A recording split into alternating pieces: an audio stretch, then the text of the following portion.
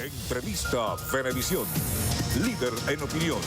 Por tu canal independiente, Venevisión. Muchísimas gracias por acompañarnos en Entrevista Venevisión. Ya estamos listos para iniciar nuestra conversación con el invitado del día de hoy. Él es Juan Carlos Alemán, constituyente presidente de la Comisión de Misiones y Grandes Misiones, miembro de la Dirección Regional del PSU, además presidente de la Comisión Nacional de Refugiados de la Cancillería. Gracias por acompañarnos. Gracias a ti, un saludo para los usuarios y usuarias de Venevisión y bueno, a todo ese equipo que los acompaña. El tema del diálogo, que es central para todos los venezolanos porque se está definiendo el futuro de nuestro país. ¿Cuáles son las premisas fundamentales que están planteadas? Porque la oposición ha sido enfática en decir que la salida a través de un proceso electoral debería ser una respuesta obligatoria. Sin embargo, escuchábamos declaraciones de Diosdado Cabello como representante de la Asamblea Nacional Constituyente, quien aseguraba que no estaba previsto un proceso electoral que no fuera el de la Asamblea Nacional, las elecciones parlamentarias. ¿Qué se va a hacer en este sentido? Respetando, por supuesto, los tiempos y con el respeto que se merece todas las conversaciones que allí se están llevando a cabo. ¿Qué se espera de este proceso de diálogo? Bueno, en principio la diatriba a la que estamos sometidos los venezolanos y las venezolanas, producto de tener una oposición que se niega al diálogo, que se niega a sentarse a discutir, fíjate que apenas se está haciendo luego de innumerables llamadas del presidente constitucional Nicolás Maduro Moro. Si mal no recuerdo, va más de 600 llamados al diálogo, porque precisamente la política es eso, es el arte de conversar y llegar a acuerdos. Y en ese sentido, el presidente Nicolás Maduro una vez más convoca este diálogo y, por supuesto, creo que todos los venezolanos que debemos celebrar la aceptación de este diálogo. Diálogo que debe coincidir en la búsqueda de salida de los problemas los que estamos atravesando los venezolanos. Por ejemplo, yo creo que parte fundamental del diálogo debe ser la solicitud del levantamiento de las sanciones que estamos siendo sometidos los venezolanos, que es una de las cosas que nos ahorca y por la que tratan de generar un cambio en un modelo político que decidimos los venezolanos desde el año 1998 y que hemos cotidianamente ido ratificando en todos los procesos electorales que hay. El último proceso electoral, o mejor dicho, el último de los poderes que está por legitimarse es precisamente la Asamblea Nacional. Recordemos que una vez instalada la Asamblea Nacional Constituyente, que es una instancia supraconstitucional, se convocan a las distintas elecciones de todos los niveles. Aquí hubo elecciones de alcalde, aquí hubo elecciones de gobernadores, consejos municipales, consejos legislativos, hubo la ratificación de los poderes públicos y lo único que falta de esos 5 poderes y de todos esos procesos electorales que se han dado es la de la Asamblea Nacional. Y en ese sentido, bueno, corresponde a la Asamblea Nacional Constituyente como órgano supraconstitucional el llamado a esas elecciones. Sin embargo, volviendo al tema del diálogo, es importante recalcar que, bueno, el gobierno venezolano ha dado las señales de querer precisamente discutir, de llegar precisamente a algunos acuerdos con esos sectores oposicionistas que viven a diario convocando a manifestaciones, que viven a diario convocando a sectores internacionales o a organismos internacionales a generar más ahorcamiento y más situaciones complejas para los venezolanos. Bueno, creo que es importante ese diálogo para que a ver si se cesen esto y pues los venezolanos podemos generar lo que todos queremos, que es calidad de vida y mejores condiciones de vida. A propósito de los señalamientos que hiciera este fin de semana el ministro de Comunicación e Información, Jorge Rodríguez, que vincula el robo de armamento para utilizarlo en contra de Venezuela, según las declaraciones que él dice, el diputado Francisco Sucre hace una denuncia en la cual asegura que hay intimidación, amedrentamiento y persecución política a este grupo de escoltas de Juan Guaidó. Él es presidente de la Comisión Permanente de Política Exterior. ¿Se puede hablar hoy en Venezuela de persecución política? ¿Por qué se están dando los señalamientos a estas personas hoy?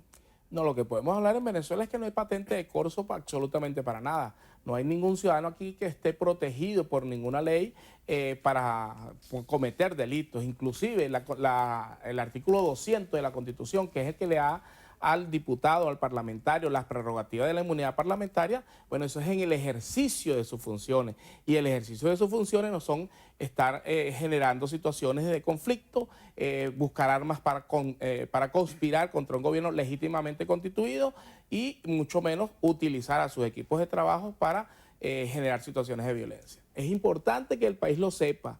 No, los escoltas del señor Juan Guaidó que fueron detenidos negociando armas que habían sido hurtadas el pasado 30 de abril cuando intentaron cuando hubo una intentona golpista en la ciudad de Caracas. Fue tomado el distribuidor de la Carlota y bueno, un grupo de soldados de la patria que traicionaron su juramento intentaron derrocar un gobierno legítimamente constituido. En ese sentido, se sustrajeron esas armas, ya había sido hecha la denuncia de todas las armas que fueron sustraídas y fíjate tú cómo en el seguimiento se logra la captura de estos ciudadanos. Hay las declaraciones, hay inclusive un video que está rodando por las redes sociales en el cual uno de los escoltas del señor Juan Guaidó hace su declaración y bueno, sí acepta efectivamente que ellos estaban haciendo esa negociación. Entonces no hay patente de corso, no hay estos señores que están detenidos, están siendo procesados, precisamente porque son políticos delincuentes. Y una cosa es políticos presos, que es lo que ellos, o mejor dicho, presos políticos, que es lo que ellos han tratado de generar en la matriz de opinión, y otra cosa totalmente distinta es políticos presos. Y esos políticos presos es porque han estado al margen de la ley. Recordemos lo que hizo el señor Zambrano. El señor Zambrano, por ejemplo, que es uno de los que ellos llaman presos políticos, estuvo en el distribuidor de la Carlota, aupando una insurrección militar que puede haber costado vidas de venezolanos y de venezolanas. Entonces ese tipo de situaciones que están al margen de la ley deben ser objeto de su proceso y en ese sentido se está haciendo. La Asamblea Nacional Constituyente, recuerdo, le hizo el allanamiento de la inmunidad parlamentaria, que es el mecanismo que está establecido en nuestra norma jurídica, hizo el allanamiento de la inmunidad parlamentaria de esos diputados que efectivamente gozan de la prerrogativa del antejuicio de mérito y del allanamiento de la inmunidad para que siga su proceso. Ahora, si quieren etiquetarlo, es parte de la manipulación. Entonces nosotros lo que sí le decimos es, le damos las gracias primero a los organismos de seguridad porque están haciendo su trabajo, eso certifica que se ha ido avanzando en los mecanismos de inteligencia y contrainteligencia para derrotar cualquier situación que vaya en contra de la democracia, de la Constitución y de las leyes. Y por otro lado, bueno, ratificar el llamado a esos sectores oposicionistas. El mecanismo para resolver los problemas son las elecciones. Y nosotros, cada vez que se convoca elecciones, iremos a elecciones. Nosotros recordemos el último proceso electoral que perdió la Revolución Bolivariana. Nosotros fuimos a las elecciones en el 2015 con el mismo Consejo Supremo Electoral, el Consejo Nacional Electoral, de todos los procesos que hemos tenido. Y ganó la oposición. Tuvieron 100 y pico de diputados. Nosotros reconocimos la victoria de ellos y por supuesto ellos no la supieron administrar. Posteriormente a eso fuimos a procesos donde se midió la oposición, ellos tienen gobernadores, por ejemplo, en la ciudad de Anzoátegui, el estado de Anzoátegui lo gobierna la oposición, el estado de Nueva Esparta lo gobierna la oposición, hay 2, 3 estados más que gobiernan la oposición. Entonces, ¿cómo gobierna la oposición esos estados? Táchira, ¿cómo gobierna la oposición esos estados? Porque el pueblo de esos estados le dio el voto favorable por engaño, por manipulación, por las razones que fueran, y ahí están ellos tranquilamente gobernando sus estados. Entonces yo lo que sí creo, y hay que ser responsable con eso, es que no podemos nosotros estar descalificando a los poderes públicos, no podemos nosotros estar descalificando un proceso democrático que se ha ido desarrollando de manera cívica.